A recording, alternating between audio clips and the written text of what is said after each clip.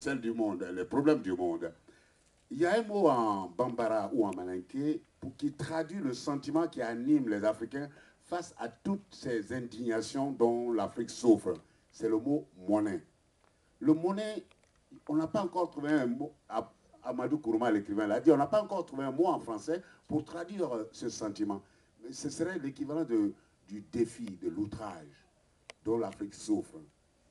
Quand on voit qu'un continent a tout le temps été pillé et qu'on vient lui dire aujourd'hui, ah mais non, c'est rien tout ça, n'en parlons pas.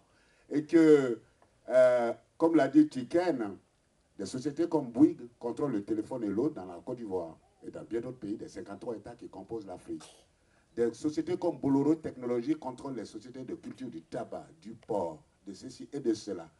Et on nous dit l'Afrique est indépendante.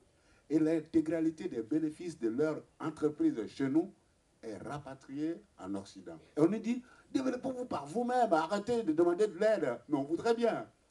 Et pour revenir à la question du voyage, dans la plupart des 53 États de l'Afrique, vous arrivez, n'importe lequel d'entre vous peut prendre l'avion aujourd'hui, aller au Mali, au Maroc, au Sénégal, au Tchad, au Cameroun, et on lui donne le visa à l'aéroport, aucun problème.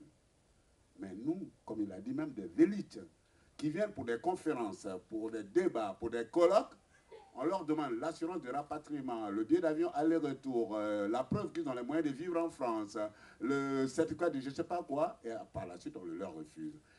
Pourquoi je reprends l'intervention de Tiken pour vous dire qu'aujourd'hui, en 2007, ces indignations sont toujours de mise. Et c'est pour ça qu'un artiste comme lui, qui fait que les jeunes Français et les Français dans leur intégralité sont sous-informés ou sont mal informés, ou l'information qu'on leur apporte, ou ce qu'on leur dit sur l'Afrique, elle est tronquée. Et alors qu'on sait, nous qui avons la chance d'être ici en France, ce que nous croisons autour de nous dans les cafés, dans les concerts, on constate que fondamentalement, le français normal ne pense pas forcément comme le